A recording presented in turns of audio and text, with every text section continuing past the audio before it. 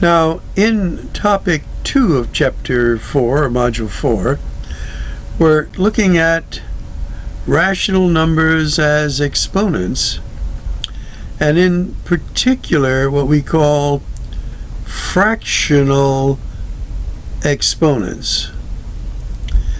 And the statement here is how fractional exponential notation and radical notation relate to each other.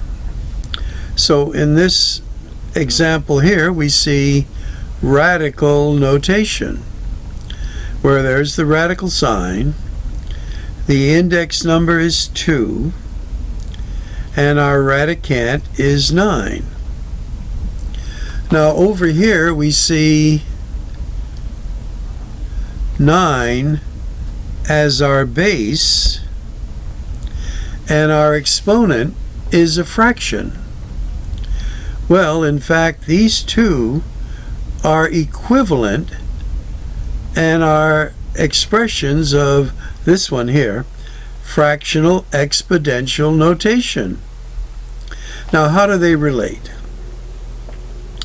Well, your base becomes the radicand. Now, our fractional exponent has a numerator and a denominator. Well, we take the denominator, that becomes our index number, and our numerator is our exponent of our radicand.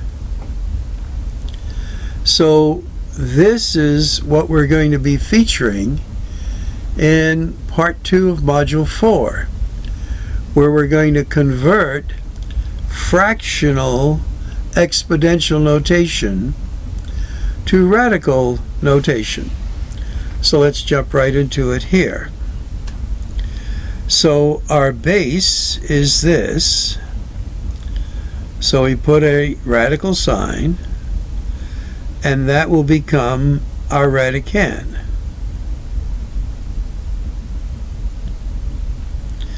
Now the exponent is going to be the numerator, and I don't like it written this way, I like it written this way. And that just goes there as a 1 that we don't write.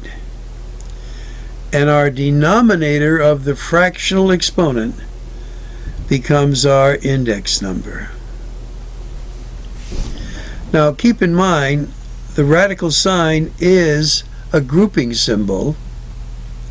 So here I had it in a parenthesis to be sure the negative sign was included.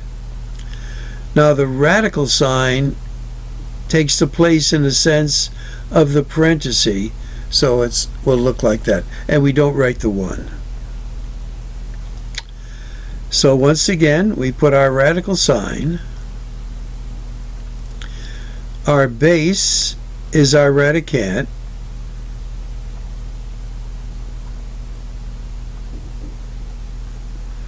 all of this is to the first power, so we don't need a parenthesis because it's to the first power, and our index number is going to be 3.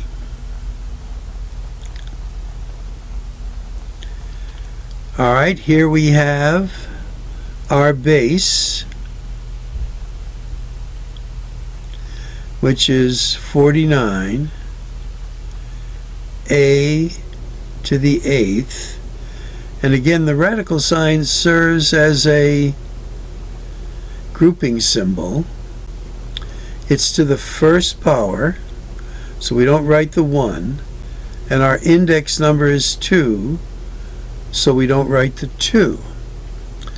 So a key thing to keep in mind, that anytime you have a base to the 1/2 power, that's the square root of something. These are equivalent. And let's go on. So our base is 81. That becomes the radicand. Now this is to the 3/4 power. So our index number is 4. Now our numerator, which is a 3, we could put it here, but there is an alternative place. We can put this whole thing in a parenthesis like so, and then put our exponent up there. So you could put the 3 there, but the preferred way is to put it out there. Okay, our base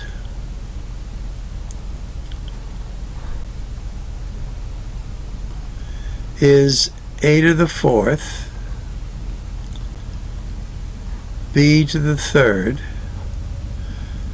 Our index number is 5, and it's to the 1st, so that's fine. Here our base is 64. Our index number is 2. Our denominator, I like it when it's written this way. And then our numerator, again, the preferred way is out there. Now we're going to switch. We have it in radical notation. We want to write it in fractional exponential notation. Now here we have to ensure that our radicand stays together. So we're going to replace the radical sign with parentheses to indicate that's all together. And we go 5x, y, z. Now when we take our index number, our denominator is the 4, and we put the 1 that's not written there up there. So again, we have to ensure that our base is together. So that's a b to the 4th over 7. Now our exponent, again, there's a 1 that's not written, so we put the 1 up there. Put our index number as our denominator. And here's an easy one. Again, 6y. We need parentheses, and to the 1/2. Index number is 2. So here is 11 in parentheses, and our index number is the denominator, and our exponent is the numerator. Here, 3mn. Now, our exponent, which is the numerator, is 7. Our index number is 2. And here, parentheses, 2xy over z. Exponent is 5. Index number, our denominator, is 4. So again, there is an intimate relationship between radical notation and fractional exponential notation. And it's a matter of practice, and take good, clear notes, and of course keeping them neat and orderly in your homework log. Now, an interesting thing, this can be put into your calculator this way. If you put it in exponential notation, so a -19 is your base. You put within parentheses a -19. Then you use the caret sign on your calculator, and then you write your exponent up here. and that would be 5 over 3. So you put this in your calculator, you then hit the caret sign, you then hit a parenthesis, you put 5, hit the division key, put 3, end of parenthesis, and I used my calculator and I got this. Now they're saying round to the nearest thousands. So what we do is we look to the 10,000ths position. This is a 9. So we're going to drop this and add 1 here.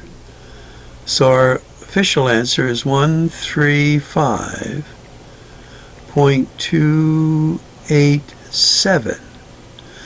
Now if this were a 4 or less, we would drop it and that would stay a 6. Again, this is an excellent technique. You should practice this on your calculator. Parenthesis, negative, and have to use the proper negative sign there. Caret, parenthesis, 5 divided by 3, parenthesis, enter, and this is what you get. All right, let's go on. The instructions here: write equivalent expressions, but with positive exponents, and if possible, simplify. So, first of all, since this is negative, we bring this whole thing down to our denominator here, and we write it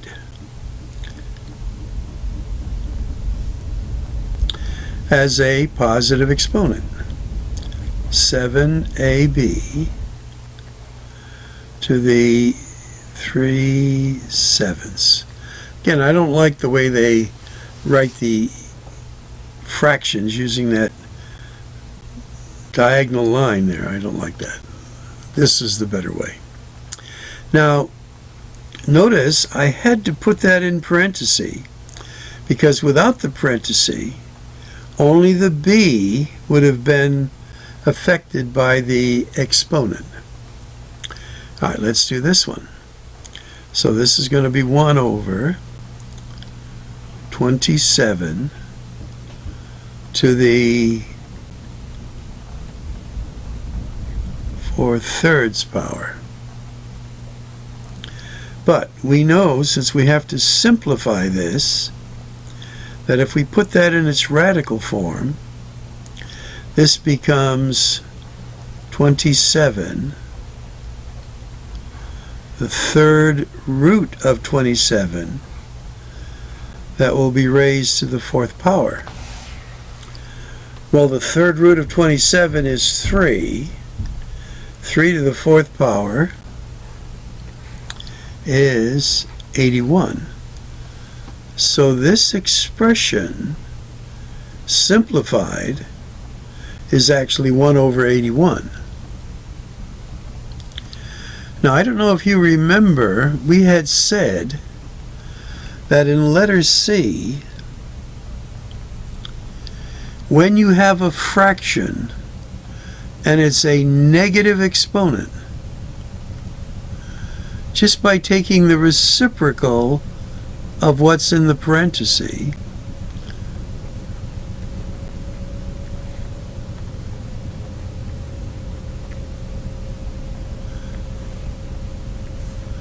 taking the reciprocal of what's in the parenthesis, then this becomes a positive exponent.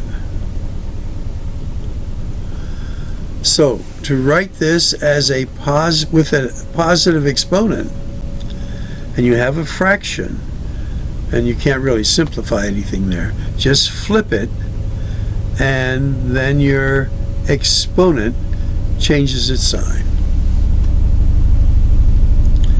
Alright, now we're getting to why we can use. Now, one of the reasons we're learning of this interaction between radical expressions and fractional exponents is that we can use the fractional exponents to work with certain numbers that would be difficult when they're in their radical form. So, for instance, what do we do here? Well, we're going to actually use the principle of when our bases are the same, we can just add our exponents. So when we add these, we get 4 over 4, or 5 to the first, which is 5. So just one example, but it shows you the principle. Now here, when we're going to do this, we're going to, where we added here, we're going to do some subtraction, but we want to keep our exponents positive.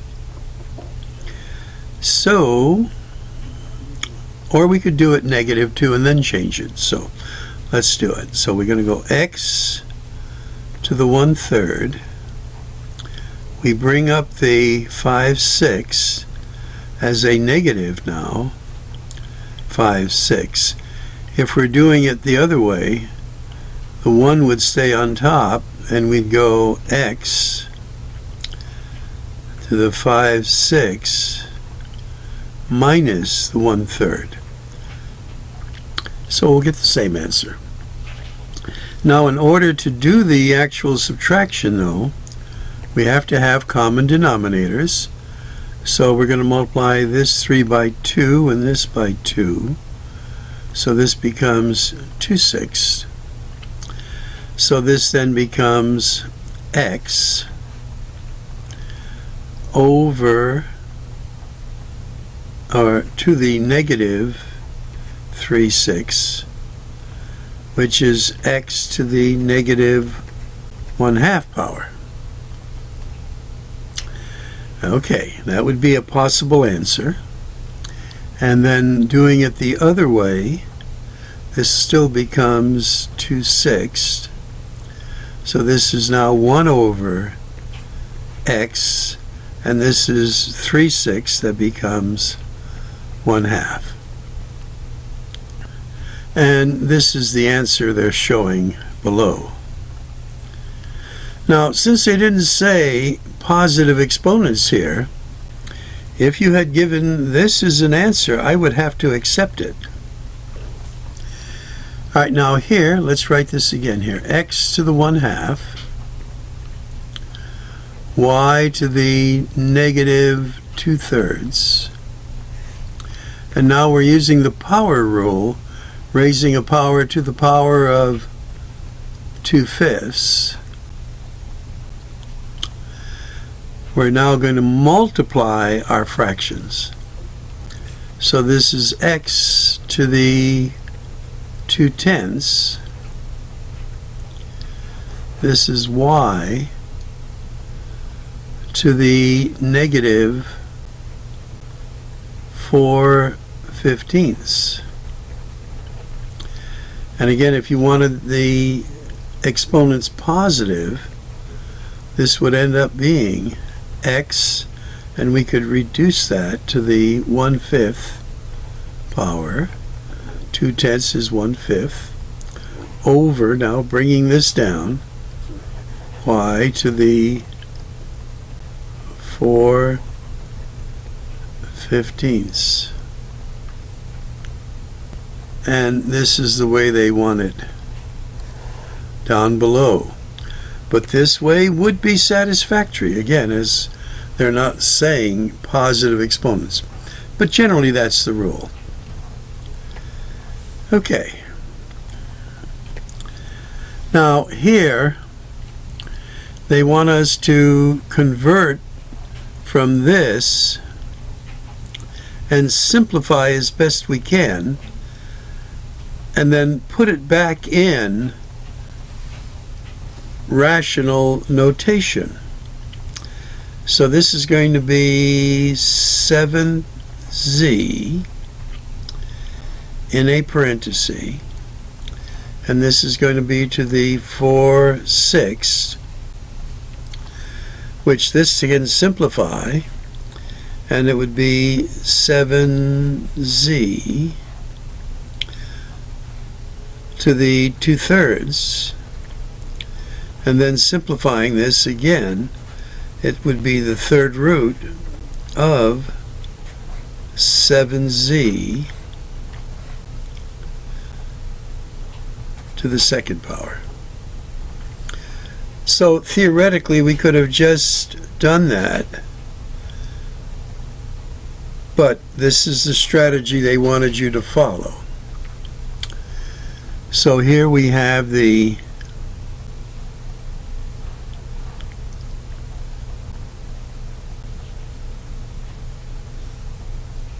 I'll just use this. So it's s to the third t to the second raised to the 20th divided by 4. Alright, so what does this become? Well, that's going to be s to the third t to the second, and this is to the 5th power now. And this will become s to the 15th t to the 10th. And since we're not using fractions as exponents, this is our answer. Alright, let's take a look at this one. This one's a little tricky. We have to start innermost. This is going to be a innermost to the 1/3 power. There's exponent of 1, 3. And then, putting this out, this is to the 1/4 power. So our innermost is this. If it was just that, it would be this. And then converting this to the 4th root, it's to the 1/4 power. So now when we multiply this, we get a to the 1/12 power, but they don't want fractional exponents. So we have to convert it back to its radical form, a index number 12, and there's a 1 there that we don't write. So in the future, if you see something like this, just multiply. 4 times 3 gives you 12. But this was what authorized this answer to be true. Alright, we'll wind this up. And again, keep up to date with your practice and quiz bees.